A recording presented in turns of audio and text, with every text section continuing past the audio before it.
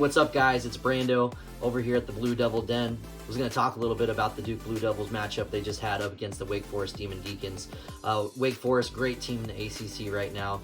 Not as good as our Blue Devils, and that showed on Saturday night. So, guys, in a highly anticipated ACC clash on Saturday, the number 2 Duke Blue Devils faced off against the Wake Forest Demon Deacons. It was great, man. The game promoted drama, intensity. It was a battle between two programs in strong form, and Duke entered the matchup riding a 12-game winning streak. Wake Forest, they sought to extend its own 6-game winning streak and pull off a huge upset for themselves. Now, in the opening minutes, you saw Duke assert itself defensively, which is great seeing from our young Duke Blue Devils. They were holding Wake Forest scoreless for over 5 minutes straight. The Blue Devils, they then capitalized on the slow start by building a 10-2 lead, showcasing their signature ball movement and transition play. Now, freshman standout Cooper Flagg, he set the tone very early, scoring 8 points and dishing out 3 assists in the first half. Now, by halftime, Duke had established a commanding 35-22 lead, looking every bit the dominant squad that their record suggested. Wake Forest, however, had other plans. They refused to go away quietly. Head coach Steve Forbes rallied his team during the break, and the Demon Deacons emerged from the locker room with renewed energy. Their defensive intensity disrupted Duke's rhythm early, and they launched a 7-0 run to open up that second half. Freshman guard Juke Harris, man, he came off the bench to provide a spark, knocking down key shots and igniting the home crowd. Midway through the second half, Wake Forest took its first lead of the game, 37-36, sending shockwaves through the arena. Duke was on its toes at this point in the game. With Duke facing adversity, they had to turn to its star players to steady the ship. Cooper Flagg answered that challenge, scoring 7 straight points to reclaim the lead for the Blue Devils. Meanwhile, Kneppel showcased his versatility, grabbing rebounds and hitting timely shots to keep Duke in control.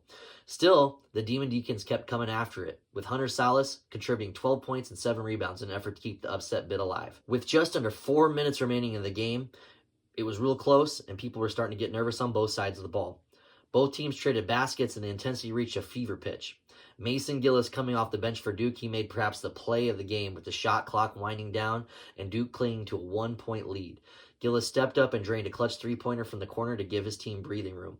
The shot silenced the crowd and shifted momentum firmly back in our Blue Devils' favor. Wake Forest had opportunities to close the gap in the final minutes, but Duke's defense tightened up at just the right time.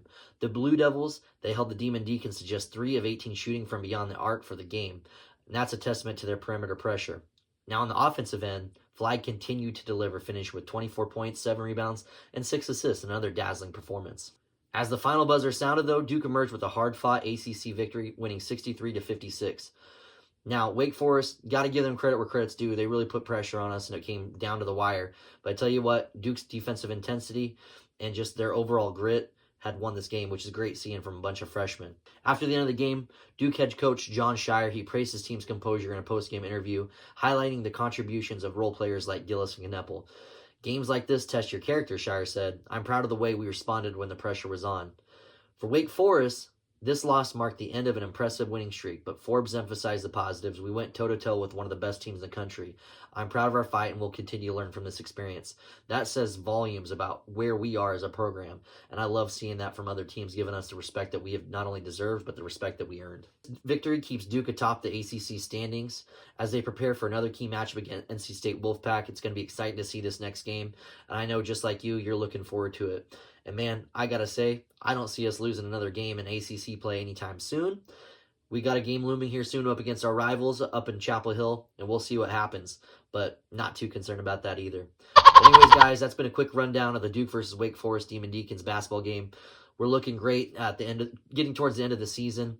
ACC tournament plays right around the corner, and it seemed like the season kind of just started, but here we are, going about 19-20 games into the season, not many left. ACC tournament plays coming, and you already know we're going to have a nice bid, hopefully a 1 seed. And if we keep it up, the top number 1 overall seed in the entire country. So things are looking great for Jon Scheyer and our team. I can't wait to see what unfolds. I know you guys can't either. But again, this has been Brando with Brando's Blue Devil Den. Appreciate you guys tuning in and listening. Hit the subscribe button. Let's get this information out to more Duke Blue Devil fans and continue to grow our fan base, continue to grow our community. And I can't wait to create more great content for you guys. Catch y'all later.